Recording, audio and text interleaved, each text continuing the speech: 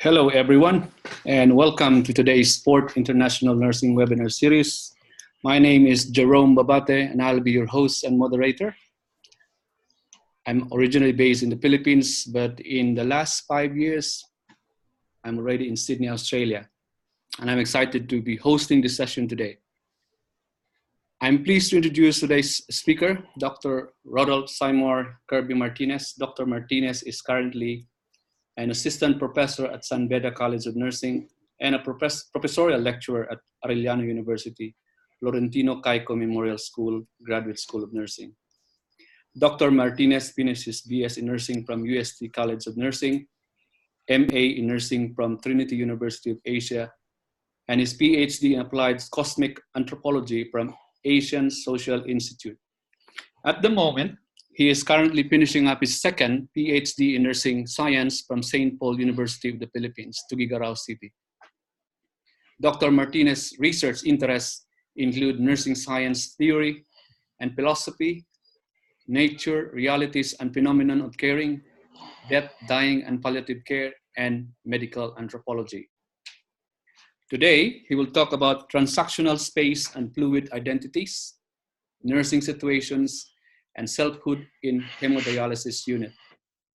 Before I hand the mic over to Dr. Martinez, I have a few housekeeping items to cover about this presentation and the webinar platform itself. First, today's webinar will be available after the live session and is accessible on YouTube. Next, we'd like to hear from our colleagues from different countries who will be joining us panel reactors. At this juncture, I would like to mention Professor Sita Irwan from the University of Hasanuddin in Makassar, Indonesia. Professor Suhartini Ismail from the University of Diponegoro in Semarang, Indonesia. Professor Joel Estanio of Don Mariano Marcos Memorial State University, Philippines. Lauren Joxon from Stiques, Bingkolo. And we'll acknowledge by and by the other colleagues and participants. And last, we'd like to encourage you to share today's webinar with your social networks, particularly in Facebook and Instagram. So without any further hesitation, I'd like to kick things by welcoming our Dr. Martinez over to you. Dr. Martinez. Hello, good morning. Good morning. Good morning. So I will be discussing for today one of my paper which is entitled The Transactional Space and Fluid Identities, Nursing Situation and Selfhood in the Hemodialysis Unit. As we all know, kidney disease is increasing per year worldwide. Locally, in the Philippines, we have about 20% of the Filipino population as diagnosed with the kidney disease. This is primarily one of the reasons why there is such an increase in the mushrooming of dialysis unit inside the Philippines. With that, although we know that the dialysis unit is effective in terms of patient outcome, the significant role of nurses in providing this positive outcome is still largely unexplored. What we don't know is that there's no studies on the nature of caring in the hemodialysis unit. We know that the hemodialysis unit works, but the magnitude of how this works and the nurse's perspective is largely unexplored. In this paper, we have seen that there is a global burden of kidney disease. There is an increasing creation of the dialysis unit, but then again, there is a lack of studies exploring the meaning-making among nurses working in this dialysis unit. So this is the gap that this research intended to fill. Now, this research tried to explore the nature of nursing, the uniqueness of the nursing situation, and the nurses' perceived identities vis-a-vis their role inside the hemodialysis unit. It uses focused ethnography as its methodology. Specifically, focused ethnography as defined by Roper and Shapira in 2000 is conducted to understand the meaning that members of a subculture or group assigned to their experiences and to study the practice of nursing as a cultural phenomenon. Prior to the conduct of this study, we have undergone an IRB, ethics review. It was cleared. And the participants for this study was chosen purposively with the following requirements or criteria: that they are currently working for at least 2 years in the hemodialysis unit, they are fully articulate in English and Filipino, and that they are willing to participate in this study. The sum total of the participants in this study is 11 from 3 different hemodialysis units. We maintained anonymity, beneficence, confidence, and everything was not forced towards the participant. The sources of data for this research are the following. First, we do interviews. Second, we have them tell stories about their experiences, their personal experiences, while working as a nurse in the hemodialysis unit. And lastly, we do the non-participative observation of the hemodialysis unit itself. This is the process by which everything was done. At the end of the analysis process is the insight from this research. This is patterned from the one done by Roper and Shapira, as well as from those that are done by Robert and Cruz, by Cruz and Higginbottom. So what are the significant findings in this research? We have actually 3. Number 1, the transactional space. Number 2, the fluid identities. And number 3, technology as mediator of the transactional space and fluid identities. The first pattern involves the discussion on the transactional space as an attribute of nursing situation. For the participant, the nurses themselves, they define any nursing situation as situations that are defined by the nurse. It must be emphasized that for the nurses working in the hemodialysis unit, nursing occurs where they believe there are transactional engagement between nurse and person. For the nurses, nursing does not only occur between the nurse and the patient. It could occur between the nurse and the patient's family, and the nurse and another nurse, the nurse and the doctor. Anything where there is transactional engagement between the nurse and another person, they define it as nursing. Now, one significant findings in this study is that nurses working in the hemodialysis unit emphasize genuine presence as one of the cornerstone and expression ring. One of the participants said in Filipino, I have a patient that has chest pain. I cannot do anything but just to take care of this patient. And another one would say that I have a patient who's feeling uneasy because she needs the treatment to be done.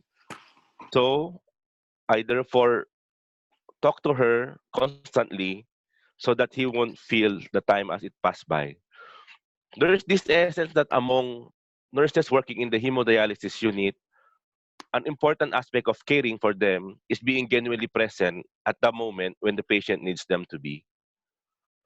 This is again the result of the transactional space that they have created with this patient. The second one is all about the fluid identities as expression of nursing.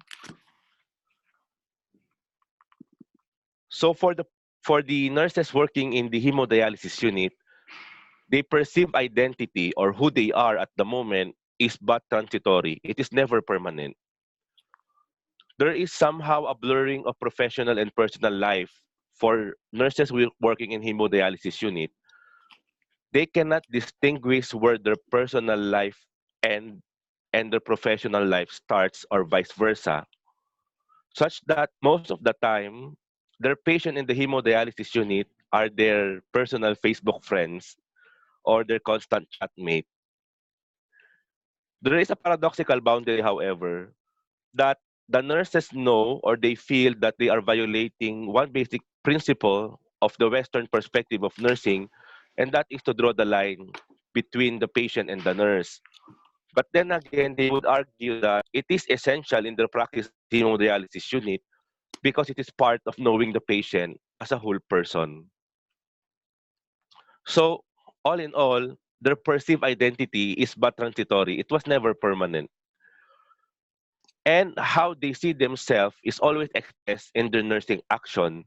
For example, if they see the patient as more than of a patient, if they see it as someone representing their grandfather, or perhaps their mother, or perhaps their sister, they would somehow be more caring toward that patient as opposed to seeing the patient as just a patient.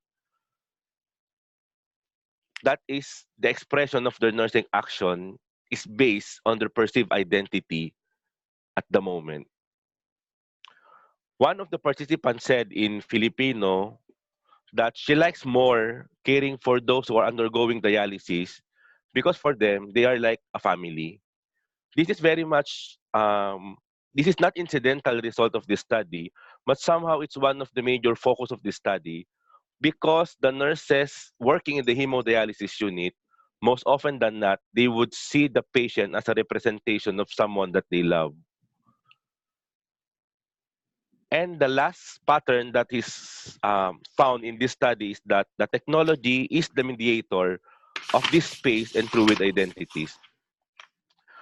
Those nurses working in the hemodialysis unit, they always see the machine, specifically the dialysis machine, as the extension of themselves, such that they view the machine as an essential component of their caring as nurses working in the hemodialysis unit.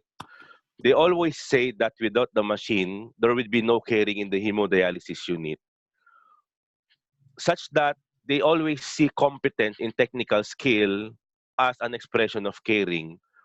One of the participants so much so said that her relationship with the dialysis machine is that they're like boyfriend and girlfriend. They are partners in crime because they are always together and they are working in tandem. The essentiality of technology in this space and trying to identify what they are at the moment is very much appreciated by the hemodialysis nurses. From the insight of this study,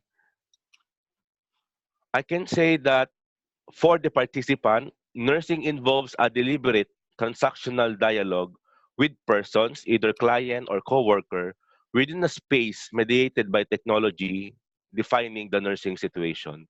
The nursing situation will always be defined by the nurses themselves together with the patient. And in this definition, technology is always of the essence.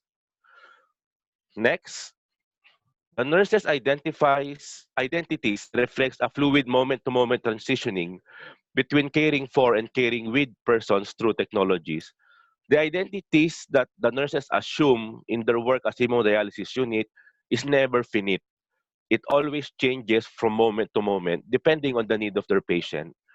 And with this transitioning of their identities, technology plays a very important part. And lastly, the role nurses assumes is influenced by their perceived competency in technology, anticipated functions as carers within the moment, and the projected image of the person they are caring for. Because of the result of the study, I have just three implications to nursing practice. Number one is professional role clarification. Number two is fluency in communication. And number three is technological competency. Why is there a need to have professional role clarification? Basically because the nurses cannot identify when and where nursing should stop and ends. They are there is a blurred line between their personal life and professional role as nurses. Their role as a professional nurses inside the hemodialysis unit is not that clear. Second, there is a need to revisit trying to teach students or future nurses and nursing practitioners the fluency in communication. Much of the stresses and anxieties that nurses have inside the hemodialysis unit can always and almost be attributed to a miscommunication between themselves, the other nurses, and the patients.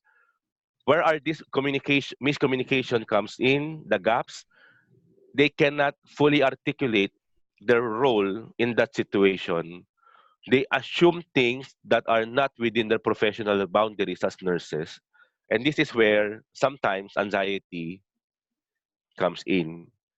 And the last one is that there's really a need to emphasize technological competency, especially if you're working in the hemodialysis unit.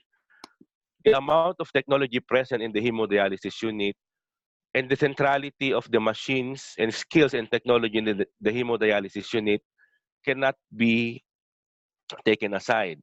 It is but part and parcel of the lives of nurses working in the hemodialysis unit. And with that, here are the references for this presentation. And again, thank you for listening. All right. Okay, thank you very much, Dr. Martinez, for the wonderful presentation. Okay, now a few reminders for the next edition of our activities, that we will be going to entertain insights from our reactors. The mechanics is that we ask you to provide your reaction, a maximum of 3 minutes, and then we'll have a Q&A afterwards. So before we go into the reaction portion, I would like to acknowledge Professor Fitri Aropiati of the University of Muhammadiyah in Yogyakarta as one of our reactors. Okay, and we have a number of participants here from Indonesia, and I think there's one from Canada. Okay, let's start with, okay, I think we'll start with Professor Sita Erwan. Sita Erwan for her reaction.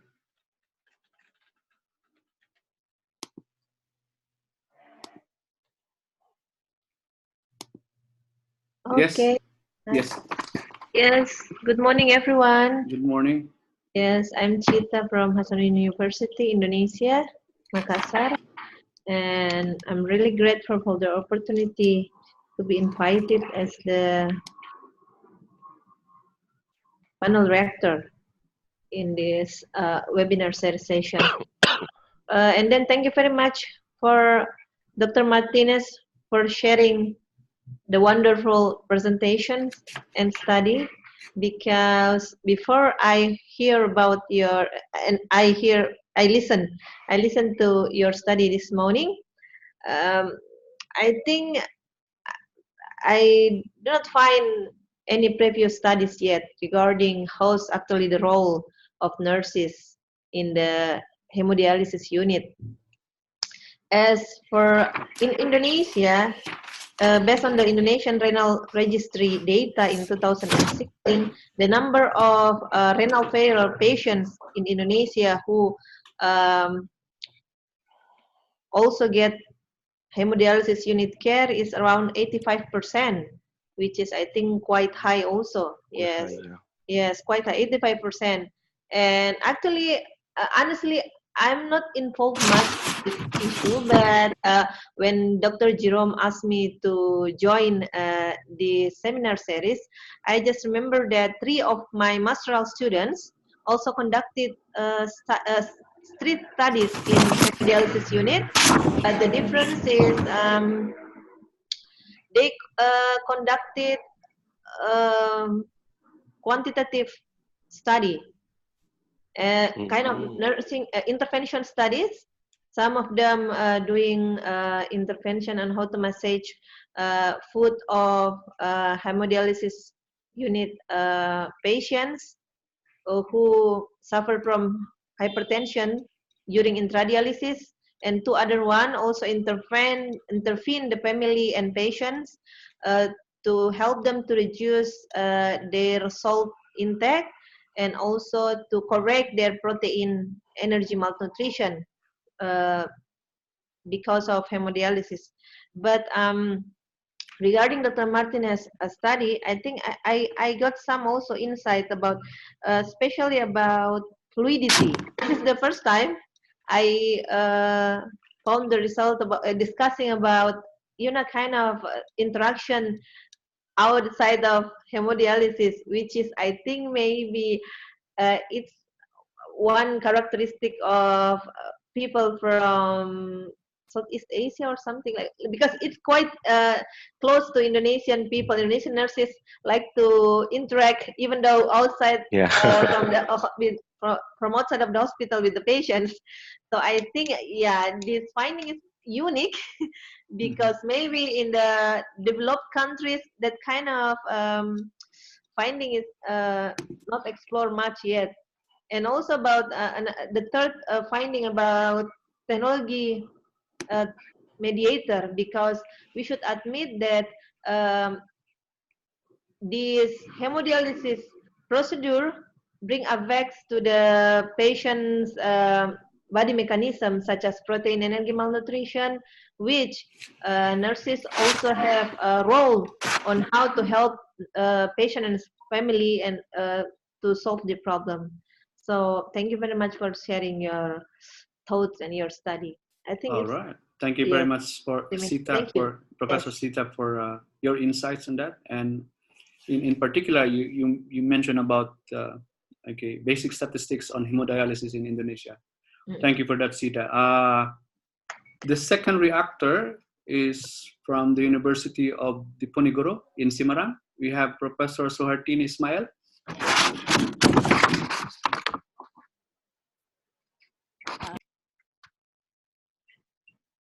Yes, Professor. Yes. Hello, I'm Soehartini. I'm from Diponegoro University. And thank you very much for inviting me as directors in these web seminar sessions today. This is very good chance, and then congratulations for Dr. Martinez. You are a good presenters, and then I also follow your presentations. Is very sequence and about that your presentations is quite okay for me. So for the transactional space and then fluid identities that you mentioned in your study, I found that one of the technological as the mediators of the transactional scale, right?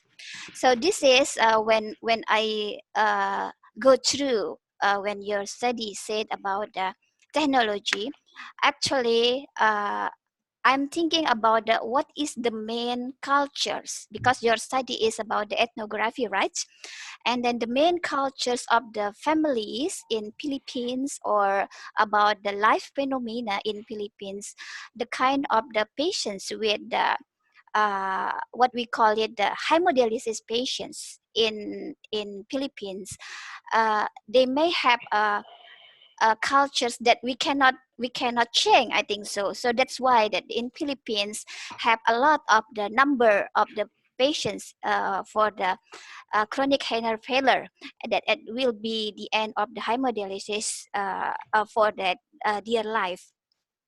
So when we have some of cultures, for example in Indonesia, cultures in Indonesia in the life phenomena or the in health phenomena, we think that some of the people that have a bad cultures for the some of the drug, or for examples, or drank some of beer or whatever, that it will be have the effect for the hemodialysis later on. But in Indonesia, mainly they have the hypertension for the hemodialysis. I'm still remember when I have a chance go to the Philippines, and I try to how to understand about the phenomena of the Philippine cultures, that they have some of the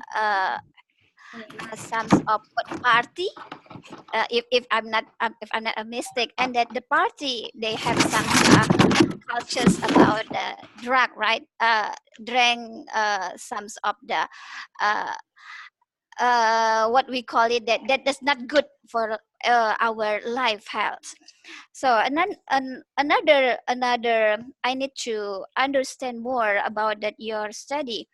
I'm waiting for about the what we can assume a figure, I think so, that can be talked. This is about the cultures of the nursing situations in Philippines when they care the patients that have the hemodialysis problem.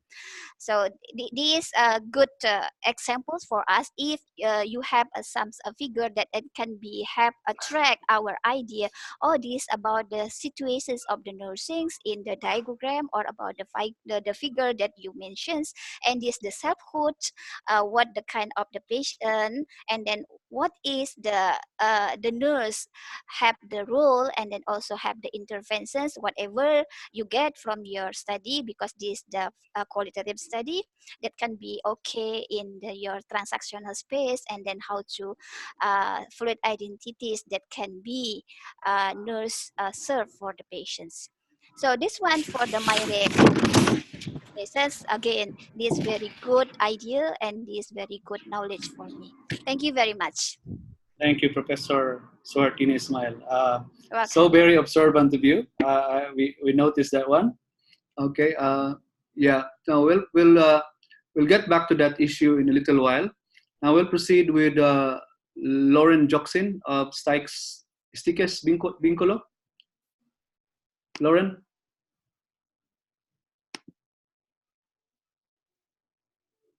We can't hear you, Lauren. Lauren, we can't hear you.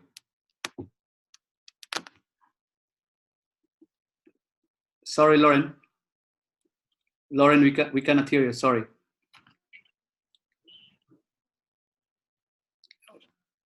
We'll get back to you later in a little while. Okay. We'll get back to you. Okay. I'll get back to you. In the meantime, we'll proceed with Professor Fitri Arupiati from University Muhammadiyah Yogyakarta. Can you hear me? Yes, we can hear you, Professor Petri. Okay. Okay, thank you so much. And, especially for Jerome, I would like this activity, academic activity that we can share about. Right now, we share about the transactional space, especially in the hemodialysis patient. It's really a very good topic that you share with us, because in Indonesia, the number of patients with hemodialysis is really increased. And after I joined with this, and you present, Dr. Martinez present about this topic, I would like to also share with you that maybe you forgot to share with us on how the professional nurses conduct their duty in the hemodialysis setting. In the hemodialysis setting, merely about on how the interprofessional collaboration conducted among healthcare provider.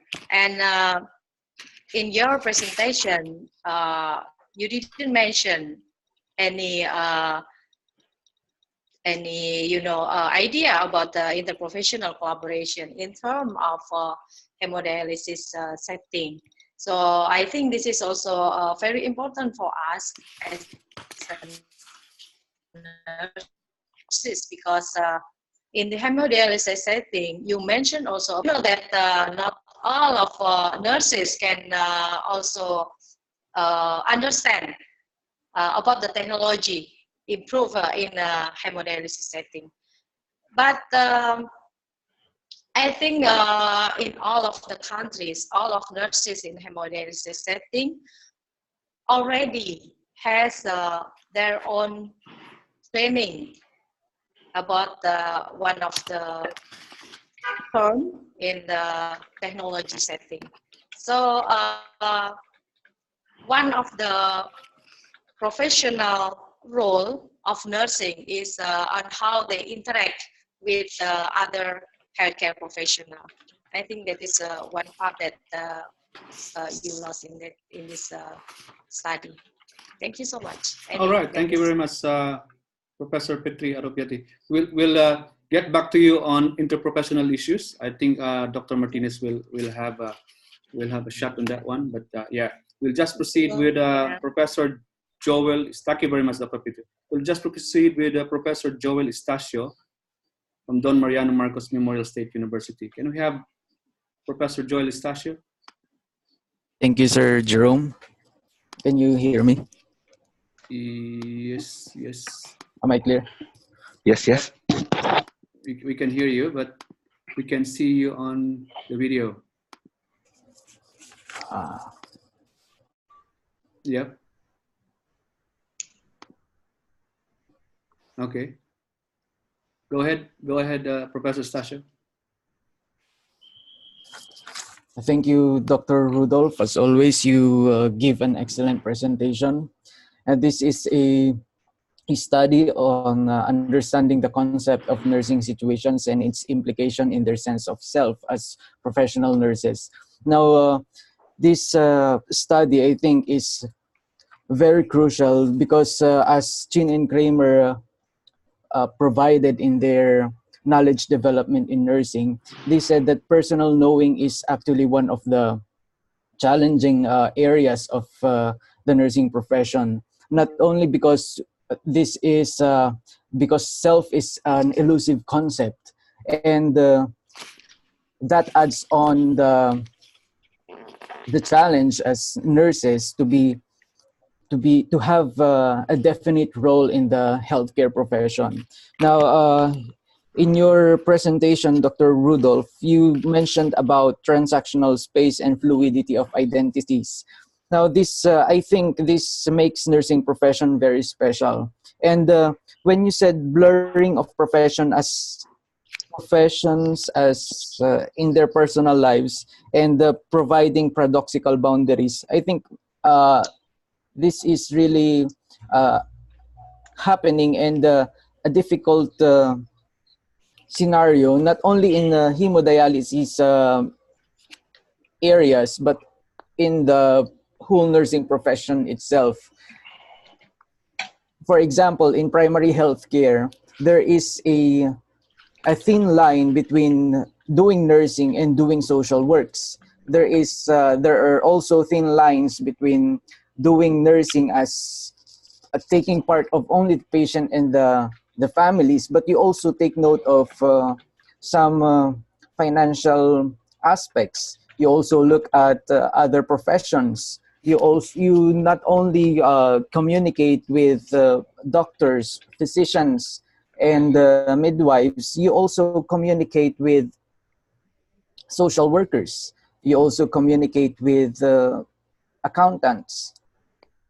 You see, nursing is a cut across profession that tends to go out. So the term boundary in our profession is sometimes not the same as the boundary. The meaning of boundary is different in our profession. Also, you mentioned about technology as mediator. I think this is the same with the findings of Dr. Rosano Locsin in his paper, Machine Technologies and Caring in Nursing. This was way back in 1995 when we see technology as a rare tool, it's not as advanced as what we have today. But this when he said that machine technologies and caring in nursing can be harmonious aspects of clinical nursing practice, and this was based in a study that he conducted in the ICU. This finding is the same as what you have, and he said also that this was in 1995, and he said, nowhere is the link between machine and technologies and caring demonstrated more clearly than in the practice of I see you. critical care. And I think this is what the essence of nursing really is. You said that technology and nurse work as one, and they are like boyfriends and girlfriends. I think they are not only boyfriends and girlfriends, they are married, because they should always work as one. And in your presentation of the implications, when you said the role clarification, I think we still have a long way from what we have now in terms of role clarifications. And I think that's not just I think we can see the roles as it has always been portrayed by nurses as really the exact same roles that is needed by the healthcare profession. You know, when we tend to go outside what we think as the boundaries of professional nurses, I think going outside the boundaries is really the role of nurses. And to add to that, I think to make the findings more encompassing, maybe we could blend this with some research studies which has been conducted looking at patients' experiences. Now, in your study, it's about nurses and their roles. What about some studies which focus on the experiences? There are a lot of studies which has been conducted already in terms of hemodialysis patients. And I think these are also important to look into. Thank you. Thank you, Professor Joel Estacio. Good to mention about Dr. Luxin's theory on technological competency and your elaboration on that. Yeah, at the moment we have 20 participants who are in our webinar, 21 participants in our webinar. I would like, at this juncture as well, I would like to acknowledge Dean Melvin Miranda of Manila Central University. By and by, he will be going to give a reaction. I'll get back to you, Dean Melvin. In the meantime, can we have Lauren Joxin for his reaction?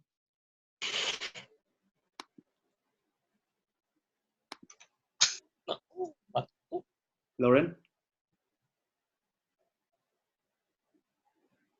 Now we still can't hear you. For a while. Mm-hmm. We can't hear you, Lauren.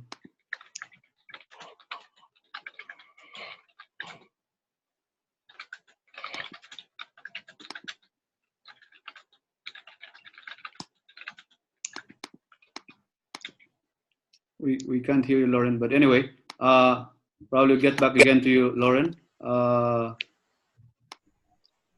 Maybe we can have Dean Melvin Miranda.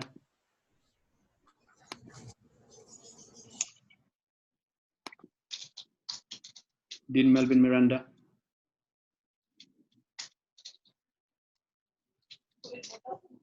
For a while.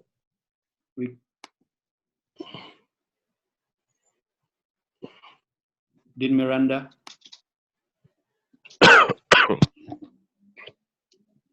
All right. Okay. Yeah. Yes, having some problems with his connection. We'll get back to Dean Miranda in a little while. Yeah, it's good that Dr. Martinez conducted the study, and I believe based on my initial readings on qualitative studies related to hemodialysis care. I think this is the first study that made use of focus ethnography. Okay, we have actually a general ethnography as a research method, and now it's gaining popularity, the so-called focus ethnography. How is this different, Dr. Martinez, from the so-called general ethnography as a research method? Hello? Yes. Okay. So there are actually two basic difference between focused ethnography and the traditional ethnography. Mm-hmm. The first one is assumption that in traditional ethnography, uh, culture is defined as geographically limited. Oo. So the culture can only be ascertained within that space, Magko-coordinate naman yun si ano eh. Yeah, go ahead. within Yeah. that space defined by those who are practicing the cultures themselves. That's why the element of immersion is very much into traditional ethnography. But in focused ethnography, the assumption is that the culture will be the same so long as they are experiencing the same phenomenon. Therefore, if you will focus on the culture among those working in the hemodialysis unit, the assumption therefore there is they are working as nurses in the hemodialysis unit. So regardless of their location, they will have almost the same culture. That's one of the difference.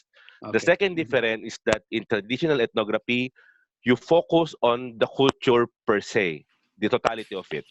So it All will right. take Okay. more time, and the language that they use should be more or less. You should be a native speaker of that language as is. In focused ethnography, you just focus on a single aspect of their culture. That's why you go there already with the set of questions that you would like to find out. That's why it's called focused ethnography. In traditional ethnography, your main aim is to understand the culture in its totality. Therefore, you go there a blank slate. All right. In Okay. focused ethnography, you go there with a sets of questions that you really want to find out. So that's the two main difference between focused ethnography and traditional ethnography. All right. Thank you, Per. You made your point on that one. Thank you very much, Dr. Martinez. Dean Melvin Miranda, are you ready for your reaction? And what about Lauren? Were you able to fix your audio, Lauren?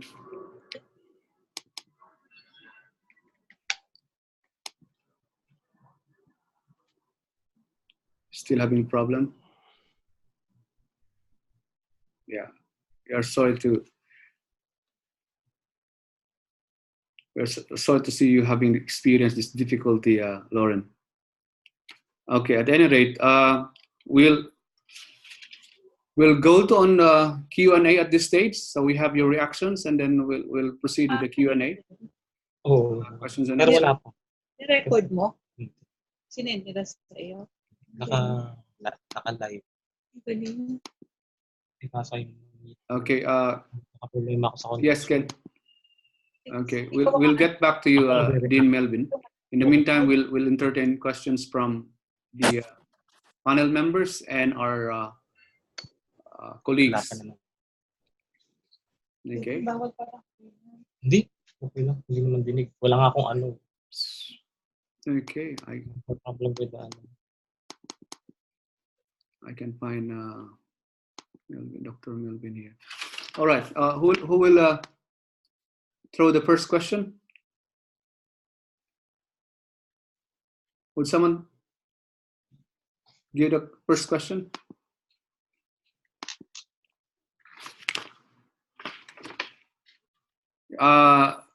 Dr. Petri Arabiati mentioned about interprofessional. I think, do you have a take on this, Dr. Martinez? She mentioned about interprofessional. Did you consider this in your study, or you purposely set this aside? Okay. So in this study, I purposely set that aside because in this study, I focused mainly on the substantive nature of structure of nursing knowledge instead of the syntactical structure of knowledge, which focuses more at the page on what nurses do. The focus of study is who these nurses are, how do they define the situation, how do they define themselves. Although it could be extended to actually include those with limited time, I purposely choose to focus more on understanding how nurses see themselves within these situations. But although it was made mention that in hemodialysis unit, much of the respect that nurses gained in interprofessional collaboration always stems to one thing, and that is their competency in the usage of the hemodialysis unit, as well as in IV cannulation. So one reason why people actually respect them, why physicians respect them, is that they are very technologically adept. That's one of the incidental results that I have seen, is that they can actually attribute or tell you who the caring nurses are based on their skills in cannulating IVs and manipulation of the hemodialysis machine. But then again, that's not the main focus of this study. I focus more on trying to understand how they define the situation. But yes, they themselves agree that they have a lot of freedom when it comes to working in the hemodialysis unit. They have a sense of worth in the hemodialysis unit, but the respect they can only gain if the other people will see them as technologically adept. All right. Okay. No, thank you for that. I fully understood your methods, that for the interest of the other participants and colleagues here. There was no elaboration on how did you do the observation, because I think the big bulk of your data collection is coming from observation, not so much on the interviews. Is that the correct impression? Actually, they are almost equal. When we did the non-participatory observation, I just exist there in the nurses' ward, as if I'm a wallflower existing there, trying to observe how they do things without much interacting with the nurses while they do their function. Because I need to see them as they are in the real setting. How do they do these things? Are the things that they are sharing to me the same as they are actually expressing in the clinical area? So that was the main question that I want to find out. So I did the non-participatory observation by really being there in the hemodialysis unit as they go on with their daily lives and their daily work.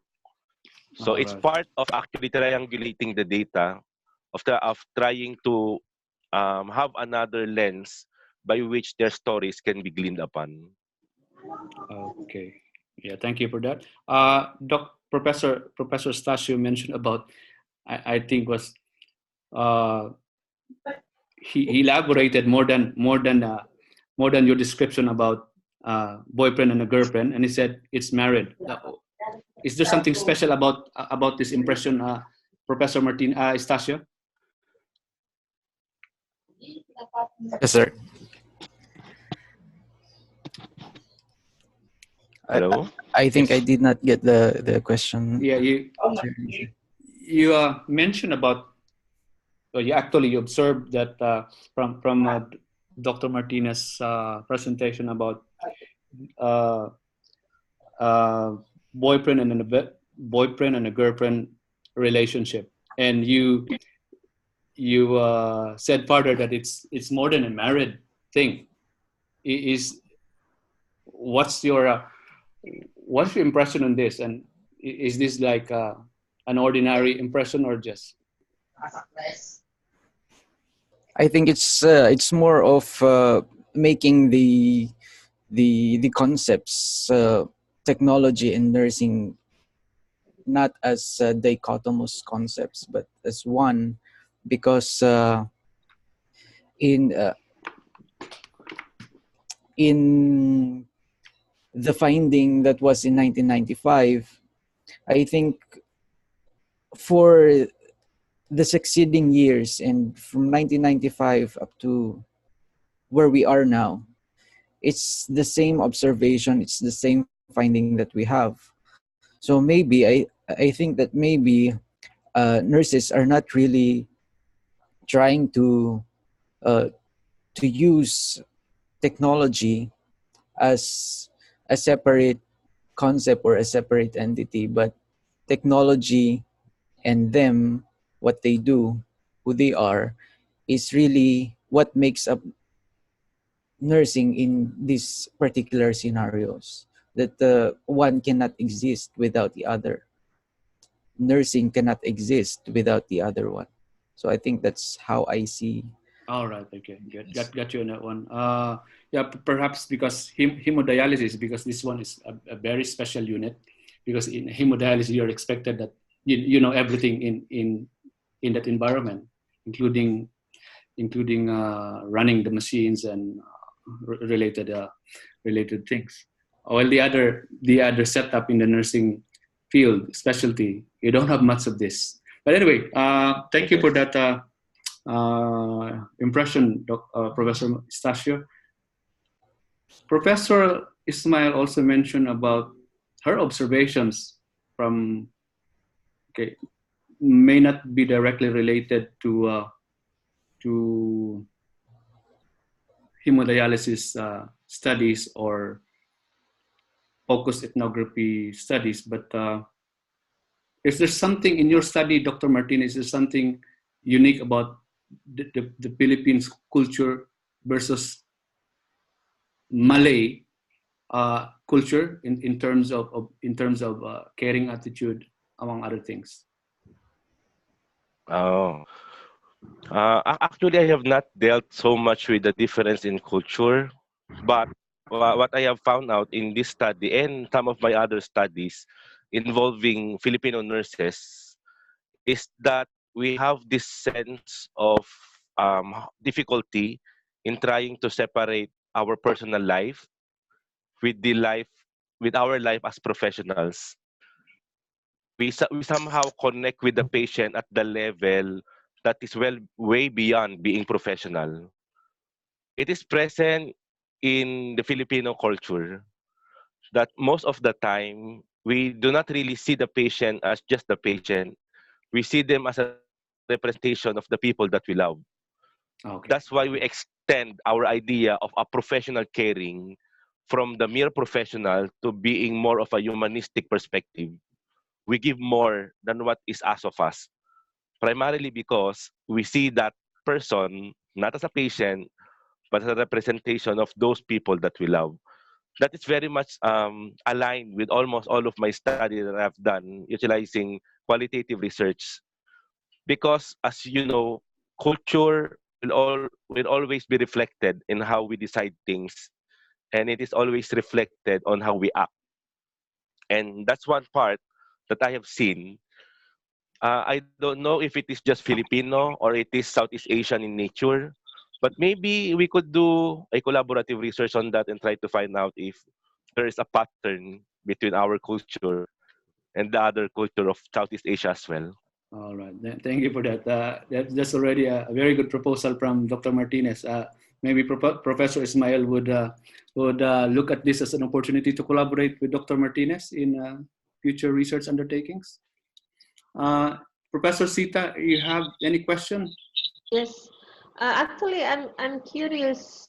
I'm curious to know whether regarding the technology mediator, during your observation in the HD unit, are the Filipino nurses mainly focused on how to operate or how to ensure that the HD machine is running smoothly, or whether during the hemodialysis procedure they also doing some nursing interventions to give comfort to the patients, or no? Ah, that's one interesting finding in this study is because nurses will tend to act or focus on things depending on the moment's need. For example, they have a patient who is undergoing hemodialysis and suddenly this patient becomes febrile. Yeah. They focus immediately on the patient. They do not focus on the machine. But on normal occasions, if the patient is undergoing hemodialysis, then the machine suddenly beeps. They focus on the machine and not on the patient anymore. So there is the moment-to-moment transition from being the giver of comfort to the patient to being actually a machine technician, they change depending on how they see it fit to the situation. That is uniquely in the hemodialysis unit. That is why their identities are very fluid. They cannot ascertain anymore if I'm doing nursing, because somehow there was one incident wherein the patient food was thrown in the floor, um, accidentally, because during the hemodialysis unit, it was the patient has weakness gripping the soda. At the moment, the focus of the nurse shifted from being caring of the patient to being someone who should clean the floor, because the nurse focus is that the floor should be clean, else it might be harmful to the patient and it is a risk for sources of injury. So everything is focused on the patient, but the moment's decision will be based on the understanding of the priorities of the nurse. It's always the nurse. That's why the nurse defined the nursing situation. Although the patient is always part of defining the situation with the nurse, the priorities on how the nurse should act will always be defined by the nurse themselves. All right. Good. Thank you. Thanks for that. Yeah. Can we hear other questions from Undip University Muhammadiyah?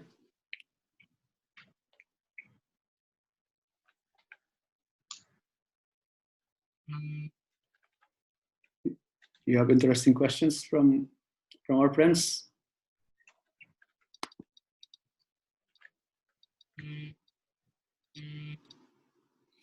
I would also like to mention at this juncture, Professor P. Pilisilda from the University of Hawaii is joining us as an observer for this webinar from Hawaii. Okay, we had Dr. Pei. Okay. All right. One last time, can we have Lauren? Can we have Lauren at this juncture?